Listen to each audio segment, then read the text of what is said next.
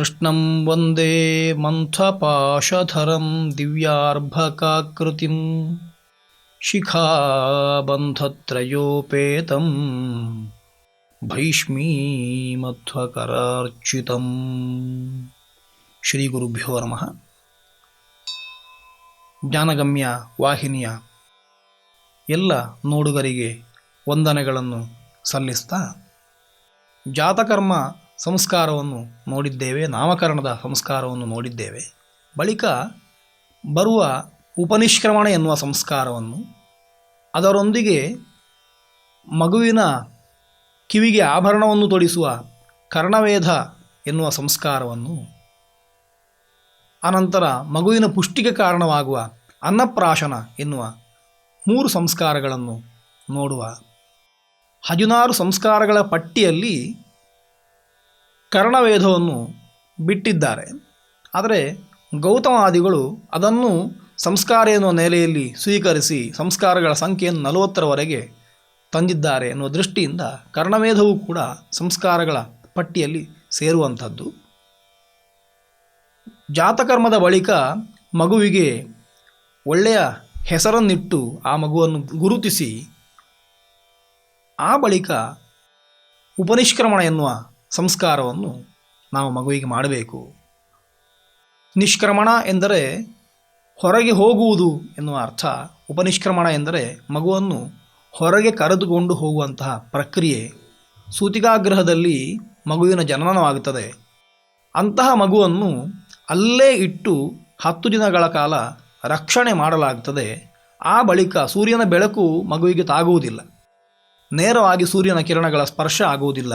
ದೀಪವನ್ನು ಹಚ್ಚಿ ಸಾಧ್ಯವಾದಷ್ಟು ಕತ್ತಲೆ ಇರುವಂತೆ ಪ್ರಾಚೀನರು ಜಾಗ್ರತೆ ವಹಿಸ್ತಾ ಇದ್ದರು. ಹಾಗಾಗಿ ಮಗುವಿನ ಕಣ್ಣು ಬೆಳಗಬೇಕು, ಒಂದೇ ಬಾರಿ ಬೆಳಕಿಗೆ ಮಗುವನ್ನು ತರಲಿಕ್ಕಾಗುವುದಿಲ್ಲ ಎನ್ನುವ ದೃಷ್ಟಿಯಿಂದ ನಿಧಾನವಾಗಿ ಮಗುವನ್ನು ಹೊರರೋಗಕ್ಕೆ ಕೊಂಡೊಯ್ಯುತ್ತಾರೆ. ಹಾಗಾಗಿ ನಾಮಕರಣದ ದಿನ ಎಲ್ಲ ಬಂಧುಗಳಿಗೆ ಮಗುವಿನ ದರ್ಶನವಾಗ್ತದೆ. ಮಗುವನ್ನು ನೋಡಿ ಹರಸಿ ಆಶೀರ್ವದಿಸ್ತಾರೆ. ಆ ಬಳಿಕ ಮಗುವನ್ನು ಮನೆಯಿಂದ ಹೊರತರುವ ಕಾರ್ಯಕ್ರಮವನ್ನು ಉಪನಿಷ್ಕ್ರಮಣ ಎನ್ನುವ ರೀತಿಯಿಂದ ಕರೆದಿದ್ದಾರೆ.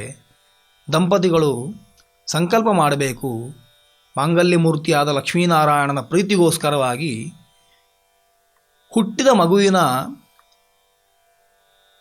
ಬೈಜಿಕವಾದ ಗಾರ್ಭಿಕವಾದ ದೋಷಗಳ ನಿವೃತ್ತಿಗೋಸ್ಕರ ಮತ್ತು ರಕ್ಷಾಸಿದ್ಧಿಗೋಸ್ಕರವಾಗಿ ಉಪನಿಷ್ಕ್ರಮಣವನ್ನು ಮಾಡುತ್ತೇನೆ ಅಂತ ಸಂಕಲ್ಪಿಸಬೇಕು. ವಿಶೇಷ, ಮಗು ತಾಯಿಯ ಗರ್ಭದಲ್ಲಿರುವಾಗ ಭಗವಂತ ಅದಕ್ಕೆ ರಕ್ಷಕನಾಗಿರುತ್ತಾನೆ. ಹೊರಗೆ ಬಂದ ಮೇಲೆ ಭಗವಂತನೂ ರಕ್ಷಣೆ ಮಾಡ್ತಾನೆ. ಆದರೆ ಸಾಮಾನ್ಯವಾಗಿ ಅದರ ರಕ್ಷಣೆಯ ಪೂರ್ತಿ ಜವಾಬ್ದಾರಿ ತಂದೆ ತಾಯಿಗಳಾದಾಗಿರುತ್ತದೆ. ದೇವರು ಎಲ್ಲ ಪ್ರಾಣಿಗಳನ್ನು ರಕ್ಷಿಸಿದ ರೀತಿಯಲ್ಲಿ ನಮ್ಮನ್ನು ರಕ್ಷಿಸ್ತಾನೆ. ತಂದೆ ತಾಯಿಗಳು ಕಣ್ಣಲ್ಲಿ ಕಣ್ಣಿಟ್ಟು ಮಗುವನ್ನು ರಕ್ಷಿಸ್ತಾರೆ. ಆ ದೃಷ್ಟಿಯಿಂದ ಮಗುವಿಗೆ ಬೇರೆ ಯಾವುದೇ ಸೋಂಕುಗಳು ಆಗಬಾರದು, ಅಥವಾ ಬೇರೆ ಯಾವುದೇ ದುಷ್ಟಶಕ್ತಿಗಳು ಮಗುವಿಗೆ ತೊಂದರೆ ಕೊಡಬಾರದು, ಅಥವಾ ಆರೋಗ್ಯದ ದೃಷ್ಟಿಯಿಂದಲೂ ಯಾವುದೇ ರೋಗಾದಿ ಬಾಧೆಗಳು ಮಗುವನ್ನು ತಟ್ಟಬಾರದು ಎನ್ನುವ ಉದ್ದೇಶದಿಂದ ಮಗುವಿಗೆ ರಕ್ಷಾಸಿದ್ಧಿಯನ್ನು ನಡೆಸಿಕೊಡುವ ಕಾರ್ಯಕ್ರಮ ಉಪನಿಷ್ಕ್ರಮಣವಾಗಿರ್ತದೆ. ಆ ದೃಷ್ಟಿಯಿಂದ ಸಂಕಲ್ಪಿಸಿಕೊಂಡು ಬೈಜಿಕವಾದ ಗಾರ್ಭಿಕವಾದ ದೋಷಗಳ ನಿವೃತ್ತಿಗೋಸ್ಕರ ರಕ್ಷಾಸಿದ್ಧಿಗೋಸ್ಕರ ಉಪನಿಷ್ಕ್ರಮಣವನ್ನು ಮಾಡುತ್ತೇನೆ ಅಂತ ಸಂಕಲ್ಪಿಸಿ ಗುರು ಹಿರಿಯರನ್ನು ವಂದಿಸಿ ಅವರಿಂದ ಅಭ್ಯನುಜ್ಞಾತಃ ಅಂತ ಶಾಸ್ತ್ರ ಹೇಳ್ತದೆ. ಈ ಕೆಲಸವನ್ನು ಮಾಡಲಿಕ್ಕೆ ಅನುಜ್ಞೆಯನ್ನು ಕೇಳಬೇಕು ಅಂತ. ಹಾಗೆ ಅನುಜ್ಞೆಯನ್ನು ಕೇಳಿ ಮನೆಯ ಅಂಗಳದಲ್ಲಿ ತುಳಸಿಯ ಮುಂಭಾಗದಲ್ಲಿ ಒಂದು ಸ್ವಸ್ತಿಕೆಯನ್ನು ಇಟ್ಟು ಅದರಲ್ಲಿ ಸೂರ್ಯನನ್ನು ಆರಾಧಿಸಬೇಕು ಅಂತ. ಜಗಚ್ಚಕ್ಷು ಅಂತ ಕರೆಯಲ್ಪಟ್ಟಂತಹ ಸೂರ್ಯ ಆತ ಕಾಲಕ್ಕೆ ನಿಯಾಮಕನೂ ಹೌದು. ಹಗಲಿನಿಂದ ರಾತ್ರಿಯವರೆಗೆ, ರಾತ್ರಿಯಿಂದ ಮತ್ತೆ ಹಗಲಿನವರೆಗೆ ಆತನ ಸಂಚಾರವನ್ನು ನೋಡಿಕೊಂಡು ಹಗಲು ರಾತ್ರಿಗಳನ್ನು ನಾವು ತೀರ್ಮಾನಿಸ್ತೇವೆ. ಹಾಗಾಗಿ ಜಗತ್ತಿಗೆ ಪ್ರಾಣದಾಯಕನು, ಜಗತ್ತನ್ನು ನಿಯಂತ್ರಣ ಮಾಡುವನು ಆದ ಸೂರ್ಯನಾರಾಯಣನನ್ನು ವಿಶೇಷವಾಗಿ ಆರಾಧಿಸಬೇಕು. ಆರಾಧಿಸಿ ಆತನಲ್ಲಿ ಪ್ರಾರ್ಥಿಸಿ ಮಗುವನ್ನು ಕೈಯಲ್ಲಿ ಹಿಡಿದುಕೊಂಡು ಸ್ವಸ್ತಿಕೆಗೆ 3 ಪ್ರದಕ್ಷಿಣೆ ಬರುವ ಮೂಲಕ ಉಪನಿಷ್ಕ್ರಮಣ ಎನ್ನುವ ಕರ್ಮವನ್ನು ಮನೆಯ ಒಳಗೆ ಆಚರಿಸ್ತೇವೆ. ಈ ಹೊತ್ತಿಗೆ ಮಗುವನ್ನು ಸೋದರ ಮಾವನ ಕೈಯಲ್ಲಿ ಕೊಡುವ ಪದ್ಧತಿ ಇದೆ. ಆತ ಅದನ್ನು ಹೊರಗೆ ಕರೆದುಕೊಂಡು ಹೋಗಬೇಕು ಅಂತ. ಮಗುವಿಗೆ ಅಲ್ಲಿವರೆಗೆ ಬೇರೆ ಯಾರ ಸ್ಪರ್ಶವೂ ಹೆಚ್ಚಾಗಿ ಆಗುವುದಿಲ್ಲ. ತಂದೆ, ತಾಯಿ ಅಥವಾ ಮಗುವನ್ನು ಮೀಯಿಸುವ ದಾದಿಯರೋ ಅಜ್ಜಿಯೋ ಇವರ ಸ್ಪರ್ಶ ಮಾತ್ರವಾಗುತ್ತದೆ. ಮಗುವನ್ನು ಯಾರಿಗೂ ಪ್ರಾಚೀನರು ಕೊಡ್ತಾ ಇರಲಿಲ್ಲ, ಅದನ್ನು ರಕ್ಷಣೆ ಮಾಡ್ತಾ ಇದ್ರು. ಸಣ್ಣ ಮಗು ಆದ್ದರಿಂದ ಅದನ್ನು ಹಿಡಿದುಕೊಳ್ಳಿಕ್ಕೂ ಕೆಲವು ನಿಯಮಗಳು ಇದ್ದಾವೆ. ಆ ರೀತಿಯಲ್ಲಿ ಮಗುವನ್ನು ರಕ್ಷಣೆ ಮಾಡ್ತಾ ಇದ್ರು. ಈ ಹೊತ್ತಿಗೆ ಸೋದರ ಮಾವನ ಕೈಯಲ್ಲಿ ಮಗುವನ್ನು ಕೊಟ್ಟು ಮನೆಯಿಂದ ಹೊರಕ್ಕೆ ಮಗುವನ್ನು ಕರೆದುಕೊಂಡು ಹೋಗಬೇಕು ಅಂತ.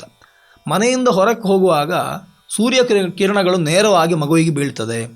ಒಂದಷ್ಟು ಧೂಳು ಮಗುವಿಗೆ ಮುಸುಕಬಹುದು, ಅಥವಾ ಹಗಲು ರಾತ್ರಿ ಎನ್ನುವ ವ್ಯತ್ಯಾಸದಲ್ಲಿ ಔಷ್ಣ್ಯವೋ ಶೀತವೋ ಮಗುವನ್ನು ಬಾಧಿಸಬಹುದು. ಹೊರಗಡೆ ಹೋದದ್ರಿಂದ, ಹೊರಗಿನ ಪ್ರಪಂಚದ ಸಂಪರ್ಕ ಮಗುವಿಗೆ ಆದದ್ರಿಂದ ಮಗು ಅದನ್ನು ಒಂದೇ ಬಾರಿ ಸ್ವೀಕಾರ ಮಾಡಲಿಕ್ಕೆ ಕಷ್ಟ ಆಗಬಹುದು, ಅದು ಅಳುತ್ತದೆ ಎನ್ನುವ ದೃಷ್ಟಿಯಿಂದ ಅದಕ್ಕೆ ಕಣ್ಣಿಗೆ ಕಾಣದ ವಸ್ತುಗಳಿಂದ ಬರುವ ತೊಂದರೆಯನ್ನು ನಿವೃತ್ತಿಪಡಿಸಲಿಕ್ಕೋಸ್ಕರ ದಿಕ್ಪತಿಗಳನ್ನು ಪ್ರಾರ್ಥನೆ ಮಾಡ್ತಾರೆ. ಉದುತ್ಯಂಜಾತವೇದಸಂ ತಚ್ಚಕ್ಷು ದೇವಹಿತಂ ಚಿತ್ರಂ ದೇವಾನಾಂ ಇತ್ಯಾದಿ ಸೂರ್ಯ ಪ್ರತಿಪಾದಕವಾದ ಮಂತ್ರಗಳನ್ನು ಹೇಳಿ ಪ್ರದಕ್ಷಿಣೆ ಬಂದು ಸೂರ್ಯನನ್ನು ತುಷ್ಟಿಗೊಳಿಸಿ ಹೊರಗೆ ಕರೆದುಕೊಂಡು ಹೋಗ್ತಾರೆ. ಹೊರಗೆ ಯಾವ ಪ್ರದೇಶಕ್ಕೆ ಕರ್ಕೊಂಡು ಹೋಗುವುದು? ಹಿಂದೆ ಹೇಳಿದ ಹಾಗೆ ಎತ್ರ ಚಿತ್ತಂ ಪ್ರಸೀದತಿ, ಯಾವ ಪ್ರದೇಶ ಮನಸ್ಸಿಗೆ ನೈರ್ಮಲ್ಯವನ್ನು ಕೊಡ್ತದೋ, ಮನಸ್ಸಿಗೆ ಆನಂದವನ್ನು ಕೊಡ್ತದೋ ಅಂತಹ ಪ್ರದೇಶಕ್ಕೆ ಕರ್ಕೊಂಡು ಹೋಗಬೇಕು. ರೂಢಿಯಲ್ಲಿ ಮಗುವನ್ನು ದೇವಸ್ಥಾನಕ್ಕೆ ಕರೆದುಕೊಂಡು ಹೋಗುವ ವ್ಯವಸ್ಥೆ ಇದೆ. ದೇವಸ್ಥಾನಕ್ಕೆ ಮಗುವನ್ನು ಕರೆದುಕೊಂಡು ಹೋಗಿ ದೇವರಿಗೆ ಮಗುವನ್ನು ತೋರಿಸಿ ಇದು ದೇವರ ಪ್ರಸಾದ ಎನ್ನುವ ದೃಷ್ಟಿಯಿಂದ ದೇವರಿಗೆ ಅಭಿನಮಿಸಬೇಕು. ಈ ರೀತಿ ಮನೆಯಿಂದ ಹೊರಕ್ಕೆ ಮಗುವನ್ನು ಕರೆದುಕೊಂಡು ಹೋಗುವಾಗ ಮಗುವಿಗೆ ತೊಂದರೆ ಬಾರದಿರಲಿ ಎನ್ನುವ ದೃಷ್ಟಿಯಿಂದ ದಿಕ್ಪತಿಗಳನ್ನು ಪ್ರಾರ್ಥನೆ ಮಾಡಿಸ್ತಾರೆ. 4ನೇ ತಿಂಗಳಿನಲ್ಲಿ ಒಂದು ರಾತ್ರಿಯಲ್ಲಿ ಮಗುವಿಗೆ ಚಂದ್ರನನ್ನು ಕಾಣಿಸಬೇಕು ಅಂತ ಶಾಸ್ತ್ರ ಹೇಳ್ತದೆ. ಸೂರ್ಯನ ದರ್ಶನ ಅವತ್ತಾಗುತ್ತದೆ. 4 ತಿಂಗಳು ಕಳೆದ ಬಳಿಕ, ಅಲ್ಲಿವರೆಗೆ ಸೂರ್ಯ ದರ್ಶನವು ಚಂದ್ರ ದರ್ಶನವನ್ನು ನೇರವಾಗಿ ಮಗುವಿಗೆ ಮಾಡಿಸಬಾರದು, ಅದು ತುಂಬ ಕೋಮಲವಾಗಿರುವುದರಿಂದ ಎನ್ನುವ ಕಾರಣ ರಾತ್ರಿ ಶೀತವೂ ಆಗುತ್ತದೆ ಮಗುವನ್ನು ಹೊರಗೆ ತಗೊಂಡು ಹೋದರೆ. ಅದಕ್ಕೋಸ್ಕರ 4 ತಿಂಗಳು ಕಳೀಬೇಕು ಮಗುವಿಗೆ. ಈ ಹೊತ್ತಿಗಾಗುವಾಗ ಚಂದ್ರ ದರ್ಶನವನ್ನು ಮಾಡಿಸಬೇಕು ಅಂತ ಶಾಸ್ತ್ರ ವಿಧಾನ ಮಾಡಿದೆ. ಸೂರ್ಯನನ್ನು ಕಾಣಿಸಬೇಕು, ಆ ಹೊತ್ತಿಗೆ ಪ್ರಾರ್ಥನೆ ಮಾಡಬೇಕು. ಚಂದ್ರಾರ್ಕಯೋ ದಿಗೀಶಾನಾಂ ದಿಶಾಂಚ ವರುಣಸ್ಯ ಚ ನಿಕ್ಷೇಪಾರ್ಥಂ ಇಮಂ ದದ್ಮಿ ತೇ ತ್ವಾಂ ರಕ್ಷಂತು ಸರ್ವದಾ. ನಾನು ನನಗೆ ಹುಟ್ಟಿದ ಮಗುವನ್ನು ಲೋಕಕ್ಕೋಸ್ಕರ ಅದನ್ನು ಕೊಡ್ತಾ ಇದ್ದೇನೆ. ಲೋಕಕ್ಕೆ ಕೊಡುವುದು ಅಂತಂದರೆ ಈ ಮಗು ನಾಳೆ ಸಾಧನೆ ಮಾಡಿ ಒಬ್ಬ ಸಾಧಕನಾಗಿ ಅನೇಕ ಜನರಿಗೆ ಪ್ರೇರಕನಾಗಲಿ, ಲೋಕಕ್ಕೆ ಆತನ ಉಪಕಾರ ಸಲ್ಲಲಿ. ನಮಗೆಲ್ಲ ಲೋಕದ ಒಂದು ಋಣ ಉಂಟು. ಜಗತ್ತಿನ ಅನೇಕ ವಸ್ತುಗಳನ್ನು ನಿಶ್ಶುಲ್ಕವಾಗಿ ಸ್ವೀಕರಿಸ್ತೇವೆ. ಸಾಮಾನ್ಯವಾಗಿ ನಾವು ಚಿಂತಿಸುವಾಗ ನಾವು ಉಪಯೋಗಿಸಿದ ರಸ್ತೆಗೆ ಮಾರ್ಗದ ಶುಲ್ಕವನ್ನು ನಾವು ಕಟ್ತೇವೆ. ನಾವು ಉಪಯೋಗಿಸುವ ನೀರನ್ನು ನಮಗೆ ಬೇರೆ ಯಾವುದಾದರೂ ಒಂದು ವ್ಯವಸ್ಥೆ ಒದಗಿಸಿದರೆ ಅದಕ್ಕೆ ನೀರಿನ ಶುಲ್ಕವನ್ನು ಕೊಡ್ತೇವೆ. ನಾವು ಉಪಯೋಗ ಮಾಡುವ ಶಕ್ತಿಗೆ ವಿದ್ಯುತ್ತಿನ ಶುಲ್ಕವನ್ನು ಪಾವತಿಸ್ತೇವೆ. ಇದೆಲ್ಲ ಕೊಡುವಂಥದ್ದು ಯಾರೋ ಮನುಷ್ಯರಿಗೆ ಕೊಡುವಂಥದ್ದು ಹೊರತು ಎಲ್ಲ ಶಕ್ತಿಗಳನ್ನು ನಮಗೆ ಕೊಟ್ಟ ಭಗವಂತನಿಗೆ ಅಥವಾ ಈ ಪೃಥ್ವಿಗೆ ಅಥವಾ ನಮಗೆ ಬದುಕಲಿಕ್ಕೆ ಆಶ್ರಯ ಮಾಡಿಕೊಟ್ಟು ತಾವು ಕಾಡಿನಲ್ಲಿ ಹೋಗಿ ಬದುಕ್ತಾ ಇರುವಂಥ ಪ್ರಾಣಿಗಳಿಗೆ ನಾವೇನು ಕೊಡುವುದಿಲ್ಲ. ಅಥವಾ ನಮ್ಮ ಮನೆಯ ಮೇಲೆ ಆಶ್ರಯಿಸಿದಂಥ ಹಕ್ಕಿಗಳನ್ನು ನಾವು ಓಡಿಸ್ತೇವೆ ಅಷ್ಟೇ ಹೊರತು ಮನೆ ಕಟ್ಟುವಾಗ ಹಕ್ಕಿಗಳಿಗೂ ಒಂದು ಆಶ್ರಯ ಇರಲಿ ಅಂತ ನಾವು ಎಲ್ಲಿಯೂ ಕೂಡ ಆಲೋಚಿಸುವುದಿಲ್ಲ.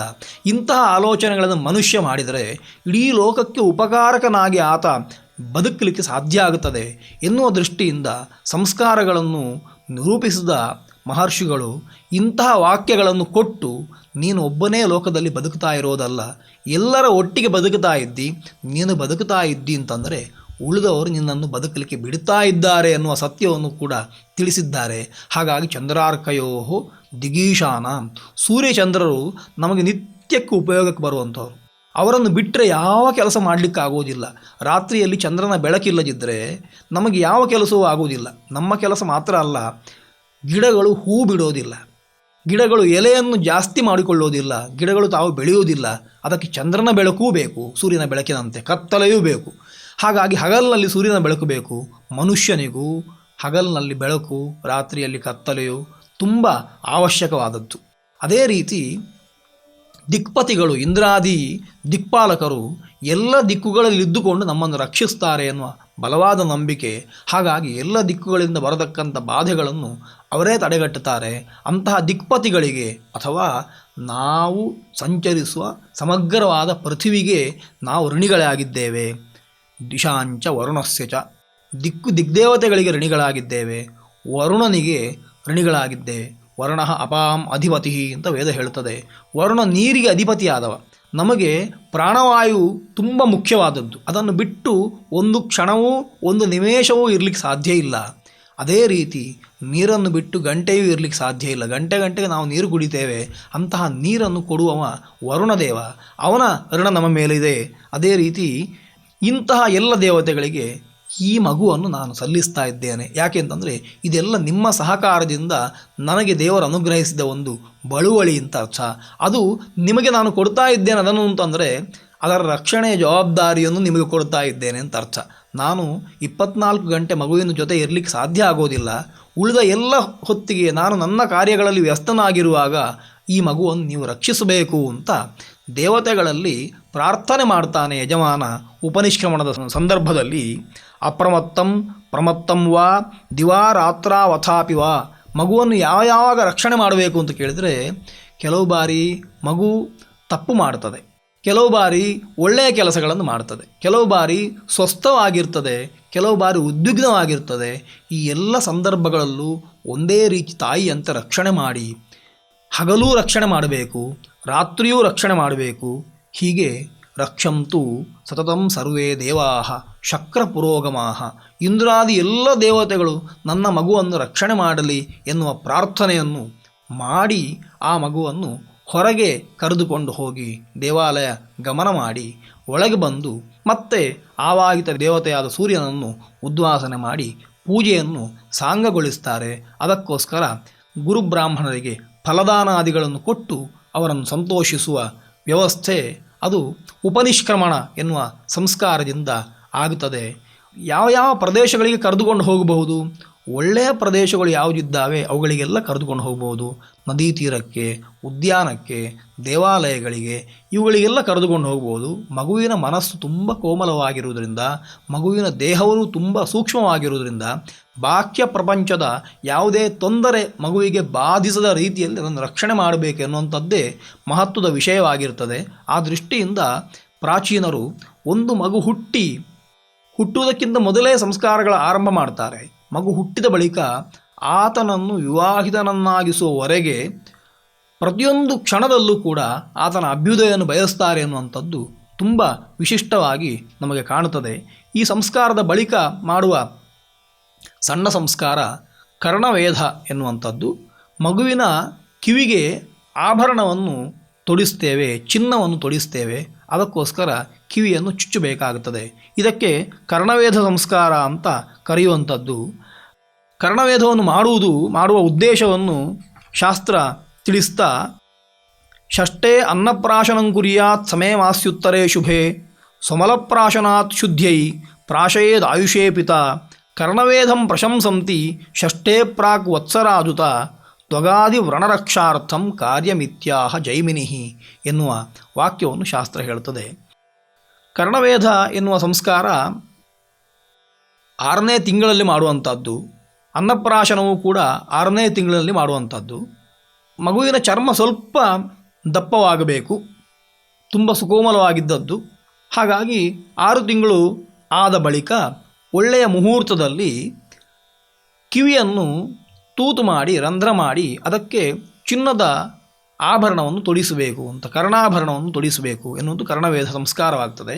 ಆ ಸಂಸ್ಕಾರಕ್ಕೂ ವಿಶೇಷವಾಗಿ ದೇವರನ್ನು ಪೂಜಿಸಿ ಸಂಕಲ್ಪಿಸಿ ದಾನಾದಿಗಳನ್ನು ಕೊಟ್ಟು ಸುವರ್ಣವನ್ನು ಕೂಡ ಪೂಜಿಸಿ ಅದನ್ನು ಆ ಕೆಲಸ ಗೊತ್ತಿದ್ದವರು ಹಿಂದೆ ಮಾಡ್ತಾಯಿದ್ರು. ಚಿನಿವಾರರು ಅದನ್ನು ಮಾಡ್ತಾಯಿದ್ರು. ಅವರು ಆಭರಣಗಳನ್ನು ತಯಾರಿಸಿ ಬಂದು ಅವರದೇ ವಿಧಿಯಿಂದ ಮಗುವಿನ ಕರ್ಣವೇಧವನ್ನು ಬಲಕಿವಿಯನ್ನು ಮೊದಲು ಎಡಕಿವಿಯನ್ನು ಬಳಿಕ ಅಂತ ಚುಚ್ಚಿ ಅದಕ್ಕೆ ಮಗುವಿಗೆ ನೋವಾಗದ ರೀತಿಯಲ್ಲಿ ಆ ಕೆಲಸ ಮಾಡುವ ಪದ್ಧತಿ ಇದು ಇತ್ತು ಕರ್ಣವೇಧ ಸಂಸ್ಕಾರ ಎನ್ನುವ ದೃಷ್ಟಿಯಿಂದ. ಅದರ ಉದ್ದೇಶವನ್ನು ಜೈಮಿನಿ ಹೇಳ್ತಾ, ತ್ವಗಾದಿ ವ್ರಣರಕ್ಷಾರ್ಥಂ ಕಾರ್ಯಮಿತ್ಯಾಹ ಜೈಮಿನಿ.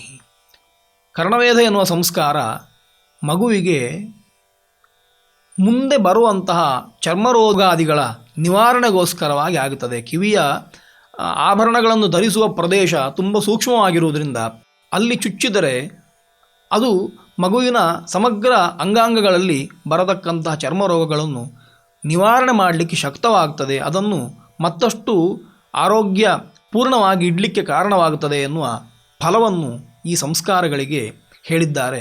ವಿಶೇಷವಾಗಿ ಕರ್ಣವೇಧ ಸಂಸ್ಕಾರವನ್ನು ಮಾಡುವ ಹೊತ್ತಿಗೆ ಯಜಮಾನ ದಂಪತಿಗಳು ದೇವರನ್ನು ಪ್ರಾರ್ಥಿಸಿ ಈ ಸಂಸ್ಕಾರವನ್ನು ಮಾಡಬೇಕು. ಕಿವಿ ಚುಚ್ಚುವುದು ಇವತ್ತಿನ ಸಂದರ್ಭದಲ್ಲಿ ಆಭರಣಗಳನ್ನು ತೊಡಿಸುವುದು, ಮೂಗುತಿ ಹಾಕುವುದು, ಕಿವಿ ಚುಚ್ಚುವುದು ಅಂತಂದರೆ ನಾವು ಆಭರಣ ತಯಾರಿಕೆ ಮಾಡುವಂತಹ ಅಂಗಡಿಗಳಿಗೆ ಅಥವಾ ಅವರಿರುವ ಜಾಗಕ್ಕೆ ಹೋಗುತ್ತೇವೆ. ಅಲ್ಲಿ ದಿಕ್ಕನ್ನು ನೋಡುವುದಿಲ್ಲ, ಯಾವ ದಿಕ್ಕೆ ಅಭಿಮುಖವಾಗಿಯೂ ಕೂತ್ಕೊಳ್ತೇವೆ, ಅವರು ಹೇಳಿದ ಹಾಗೆ ಕೂತ್ಕೊಳ್ತೇವೆ, ಕಿವಿ ಚುಚ್ಚಿಸಿಕೊಂಡು ಆಭರಣವನ್ನು ಹಾಕಿ ಬರ್ತೇವೆ.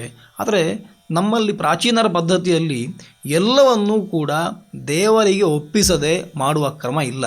ದೇವರ ಸಂಬಂಧವನ್ನು ಪದೇ ಪದೇ ಹಚ್ಚಿ ಪ್ರತಿಯೊಂದು ಕರ್ಮವನ್ನು ಕೂಡ ವ್ಯವಸ್ಥಿತವಾಗಿ ಮಾಡುವುದಕ್ಕೆ ಒಂದಿಷ್ಟು ಹೆಜ್ಜೆಗಳನ್ನು ಕಾಣಿಸಿದ್ದಾರೆ. ಆ ದೃಷ್ಟಿಯಿಂದ ಕರ್ಣವೇದವು ಅದೇ ರೀತಿಯಾಗಿರುವಂಥದ್ದು. ಮಗುವಿಗೆ ತೊಡಿಸುವ ಆಭರಣವನ್ನು ಮೊದಲು ದೇವರಿಗೆ ಅರ್ಪಿಸಿ ದೇವರ ಪ್ರಸಾದ ಎನ್ನುವ ದೃಷ್ಟಿಯಿಂದ ಮಗುವಿಗೆ ತೊಡಿಸಬೇಕು.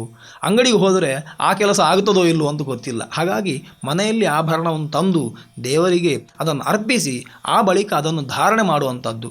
ಪ್ರಾಚೀನರು ಮನೆಯಲ್ಲಿ ಒಂದು ಬಾಳೆಯ ಗಿಡ ಗೊನೆ ಹಾಕಿದರೂ ಅದನ್ನು ಹಾಗೆ ಹಣ್ಣಾದರೆ ತೆಗೆದು ತಿಂತಾ ಇರಲಿಲ್ಲ.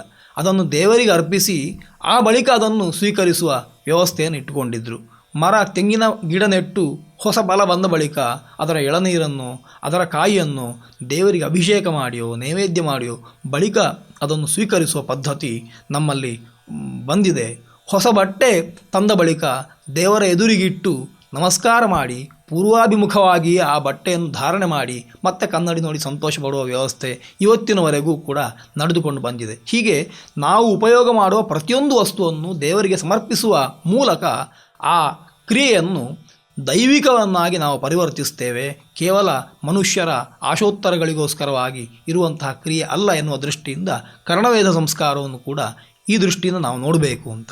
ಆ ಬಳಿಕ ಆ ಮಗುವಿಗೆ ಪುಷ್ಟಿಗೋಸ್ಕರ ನಡೆಸುವ ಸಂಸ್ಕಾರ ಅದು ಅನ್ನಪ್ರಾಶನ.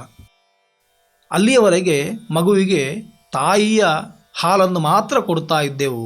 6ನೇ ತಿಂಗಳಿಗೆ ಮಗುವಿಗೆ ಹಲ್ಲು ಮೂಡಲು ಆರಂಭ ಆಗ್ತದೆ. ಒಂದೊಂದು ಹಲ್ಲು ಮೂಡಲಿಕ್ಕೆ ಆರಂಭ ಆಗ್ತದೆ. 1-1.5 ವರ್ಷದವರೆಗೂ ಕೂಡ ಹಲ್ಲುಗಳು ಕ್ರಮಪ್ರಾಪ್ತವಾಗಿ ಮೂಡ್ತಾ ಬರ್ತವೆ. ಹಾಗಿರುವಾಗ ಹಲ್ಲು ಬರುವ ಸಂದರ್ಭಕ್ಕೆ ಅದು ಜಗಿದು ತಿನ್ನಲಿಕ್ಕೆ ಸಮರ್ಥವಾಗುತ್ತದೆ ಅಂತ ಅರ್ಥ. ಅಲ್ಲಿವರೆಗೆ ಅದು ಜಗಿಯುವುದಿಲ್ಲ. ಆ ದೃಷ್ಟಿಯಿಂದ ಮಗುವಿಗೆ ದಂತಗಳು ಹುಟ್ಟಿದ ಕೂಡಲೇ ಅನ್ನಪ್ರಾಶನ ಎನ್ನುವ ಸಂಸ್ಕಾರಗಳನ್ನು ಮಾಡಬೇಕು. ಅದಕ್ಕೋಸ್ಕರ ಹೇಳಿದ್ದಾರೆ ಷಷ್ಠೇ ಅನ್ನಪ್ರಾಶನಂ ಕುರಿಯಾತ್ ಸಮೇವಾಸ್ಯುತ್ತರೇ ಶುಭೆ ಅಂತ. ಅಥವಾ 6ನೇ ತಿಂಗಳಿನಲ್ಲಿ ಅನ್ನಪ್ರಾಶನವನ್ನು ಮಾಡಬಹುದು. 8-10 ತಿಂಗಳುಗಳಲ್ಲೂ ಕೂಡ ಉತ್ತರ ಮಾಸಗಳಲ್ಲಿ ಅದನ್ನು ಮಾಡಬಹುದು ಅಂತ ಅರ್ಥ. ಒಳ್ಳೆಯ ಲಗ್ನವನ್ನು ನೋಡಿಕೊಂಡು ಅನ್ನಪ್ರಾಶನ ಮಾಡಬೇಕು ಅಂತ. ನಾವು ಅನ್ನ ಎನ್ನುವುದಕ್ಕೆ ಅಕ್ಕಿಯನ್ನು ಬೇಯಿಸಿದ್ದು ಮಾತ್ರ ಅಂತ ಅರ್ಥ ಮಾಡಿದ್ದೇವೆ. ಹಾಗಲ್ಲ, ತಾಯಿಯ ಹಾಲನ್ನು ಉಳಿದು ಬೇರೆ ಯಾವ ಯಾವ ಪಾಕಗಳನ್ನು ನಾವು ಪ್ರತ್ಯೇಕವಾಗಿ ಮಾಡಿಕೊಳ್ಳುತ್ತೇವೋ ಅದೆಲ್ಲವೂ ಕೂಡ ಅನ್ನ ಶಬ್ದದಿಂದ ವಾಚ್ಯವಾಗ್ತದೆ. ಹಾಗಾಗಿ ಅಲ್ಲಿಯವರೆಗೆ ತಾಯಿಯ ಹಾಲನ್ನು ಮಾತ್ರ ಕೊಡಬೇಕು ಅಂತ ಇವತ್ತು ವೈದ್ಯರು ಅದನ್ನೇ ಹೇಳ್ತಾ ಇದ್ದಾರೆ. ಬೇರೆ ಆಹಾರಗಳ ಅವಶ್ಯಕತೆ ಇಲ್ಲ ಮಗುವಿಗೆ, ತಾಯಿಯ ಹಾಲು ಒಂದು ಸಾಕಾಗುತ್ತದೆ ಇಷ್ಟು ಸಮಯದವರೆಗೆ ಅಂತ. ಹಾಗಾಗಿ ತಾಯಿಯ ಹಾಲನ್ನು ಕೊಟ್ಟ ಬಳಿಕ ಮಗು ಸ್ವತಂತ್ರವಾಗಿ ಜಗೀಲಿಕ್ಕೆ ಸಮರ್ಥವಾದಾಗ ಅದಕ್ಕೆ ಅನ್ನವನ್ನು ಉಣಿಸುವಂಥದ್ದು. ಈ ಅನ್ನವನ್ನು ನೇರವಾಗಿ ಅನ್ನ ತಯಾರಿಸಿ ಉಣಿಸುವಂಥ ಪದ್ಧತಿ ಪ್ರಾಚೀನರಲ್ಲಿಲ್ಲ. ಅವರು ಅದಕ್ಕೋಸ್ಕರ ಅದನ್ನು ದೇವರಿಗೆ ಸಮರ್ಪಿಸಿ ಅದಕ್ಕೆ ಯಜ್ಞವನ್ನು ಮಾಡಿ ವಿಶೇಷವಾಗಿ ಮಗುವಿಗೆ ಅನ್ನಪ್ರಾಶನವನ್ನು ಮಾಡುತ್ತಾರೆ. ಬಳಕೆಯಲ್ಲಿ ಜಾತಕರ್ಮ, ನಾಮಕರಣ, ಉಪನಿಷ್ಕ್ರಮಣ, ಅನ್ನಪ್ರಾಶನ ಎನ್ನುವ 4 ಸಂಸ್ಕಾರಗಳನ್ನು ಸಮಾನ ತಂತ್ರದಲ್ಲಿ ಒಂದೇ ದಿವಸ ಮುಗಿಸುವ ಪರಿಪಾಠಿಯು ಕಂಡುಬರುತ್ತದೆ. ಮಗು ತುಂಬ ಸಣ್ಣದಾಗಿದ್ದರೆ ಅನ್ನಪ್ರಾಶನವನ್ನು ಬಿಟ್ಟು 6 ತಿಂಗಳುಗಳ ಬಳಿಕ ಅನ್ನಪ್ರಾಶನವನ್ನು ಮಾಡಿಸುವ ಸಂಸ್ಕೃತಿ ನಮ್ಮಲ್ಲಿ ಸಂಪ್ರದಾಯವೂ ಇದೆ. ಅದೇ ರೀತಿ ಅನ್ನಪ್ರಾಶನವನ್ನು ಕೂಡ ಹಿಂದೆ ಹೇಳಿದಂತೆ ಪುಣ್ಯಕ್ಷೇತ್ರಗಳಲ್ಲಿ ದೇವರ ಸನ್ನಿಧಾನದಲ್ಲಿ ನಡೆಸಿ ದೇವರ ನೈವೇದ್ಯವನ್ನೇ ಅನ್ನಪ್ರಾಶನಕ್ಕೆ ಉಪಯೋಗ ಮಾಡುವಂತಹ ಪದ್ಧತಿಯು ಕೂಡ ಬಹುಲವಾಗಿ ಎಲ್ಲ ಕಡೆಯಲ್ಲಿ ಕಂಡುಬರ್ತದೆ. ಈ ಅನ್ನಪ್ರಾಶನ ಸಂಸ್ಕಾರವನ್ನು ಇತರ ಸಂಸ್ಕಾರಗಳಂತೆಯೇ ದೇವತಾ ಪ್ರಾರ್ಥನೆ, ಪುಣ್ಯಾಹ, ನಾಂದಿ ಇತ್ಯಾದಿಗಳನ್ನು ಮಾಡಿಕೊಂಡು ಗುರುದೇವರನ್ನು ನಮಿಸಿ ಅವರಿಂದ ಅನುಜ್ಞೆಯನ್ನು ಪಡೆದು ಯಜಮಾನ ಸಂಕಲ್ಪ ಮಾಡಬೇಕು.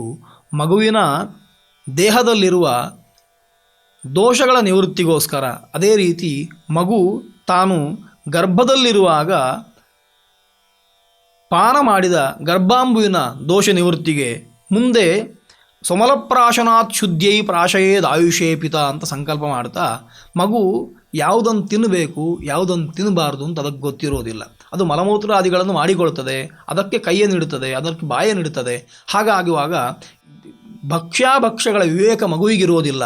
ಅಂತಹ ಬೇಡದಿದ್ದ ವಸ್ತುಗಳನ್ನು ಮಗು ಎಲ್ಲಾದರೂ ತಿಂದಿದ್ದರೆ, ಅದರ ಕೈಗೆ ಯಾವುದಾದ್ರೂ ಬೇರೆ ವಸ್ತುಗಳು ತಾಗಿ ಅದನ್ನೊಂದು ಪ್ರಾಶನ ಮಾಡಿದರೆ, ಅಂತಹ ಪ್ರಾಶನದ ನಿವೃತ್ತಿಗೋಸ್ಕರ, ಶುದ್ಧಿಗೋಸ್ಕರವಾಗಿ ಶುದ್ಧವಾದ ಅನ್ನವನ್ನು ಪ್ರಾಶನ ಮಾಡಬೇಕು ಎನ್ನುವ ದೃಷ್ಟಿಯಿಂದ ಅನ್ನವನ್ನು ತಯಾರು ಮಾಡಬೇಕು ಅಂತ. ಅದಕ್ಕೋಸ್ಕರ ಪ್ರಾಚೀನ ಕಾಲದಲ್ಲಿ ಅನ್ನಪ್ರಾಶನಾದಿಗಳಿಗೆ, ಎಲ್ಲ ಯಜ್ಞಗಳಿಗೆ ಅನ್ನವನ್ನು ತಯಾರಿಸುವ ವಿಧಾನ ಇತ್ತು.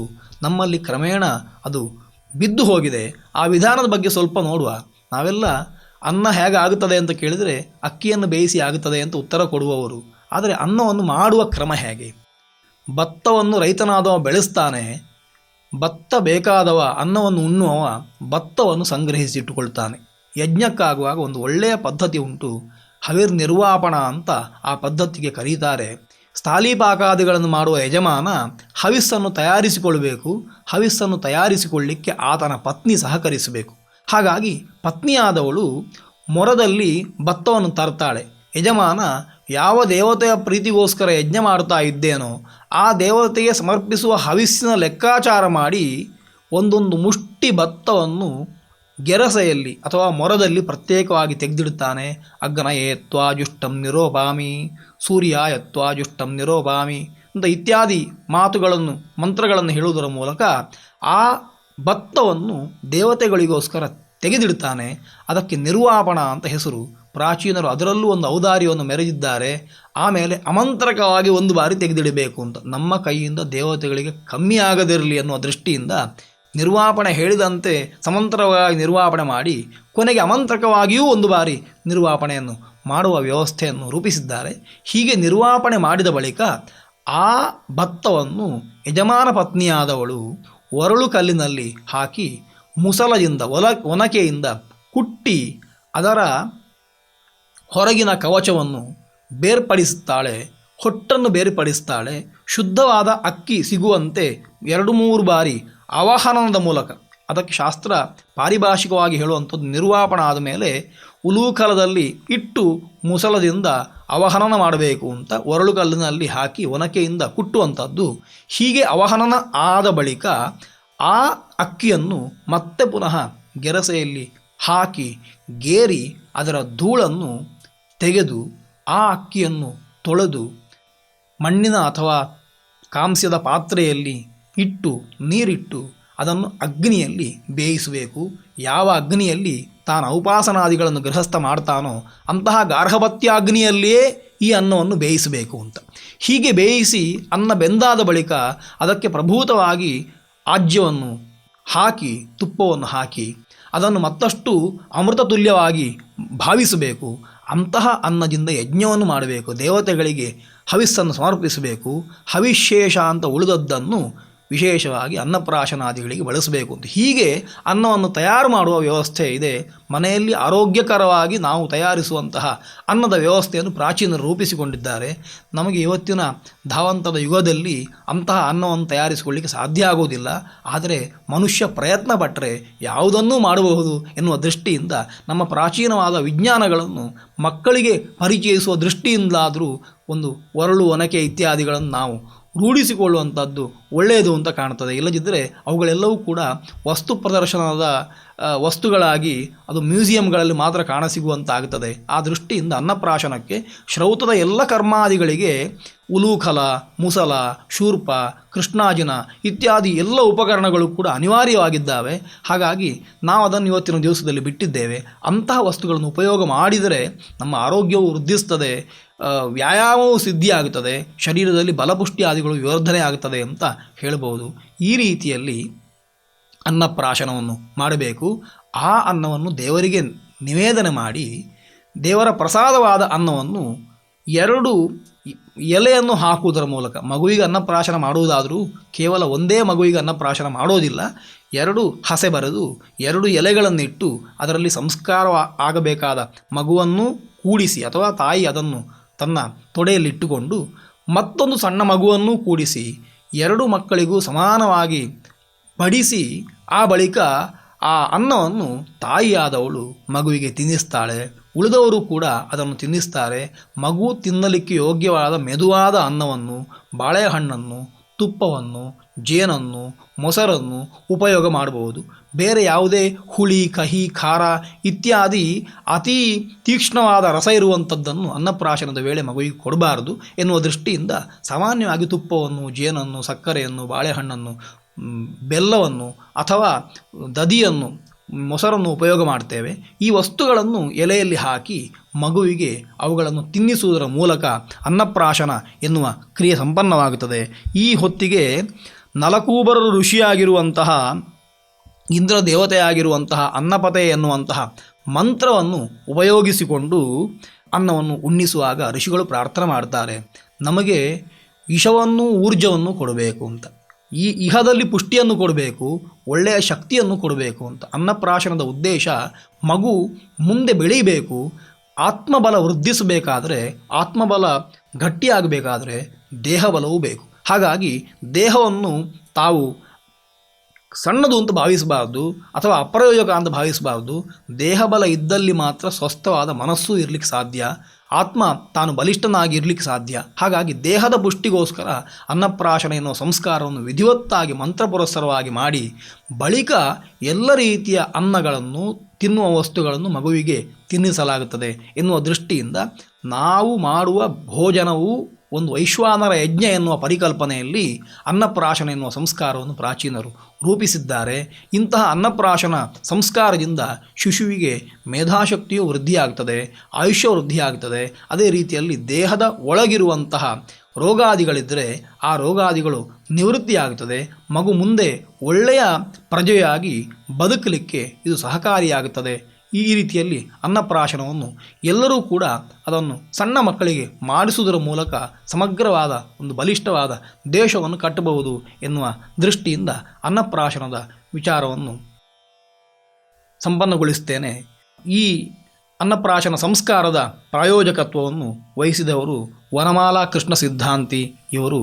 ಅವರಿಗೆ ಭಗವಂತ ಆಯುರಾರೋಗ್ಯವನ್ನು ಕೊಡಲಿ ಅಂತ ಅನ್ನಪತಿಯಾದ ಭಗವಂತನ ಹತ್ರ ಪ್ರಾರ್ಥನೆ ಮಾಡ್ತೇನೆ.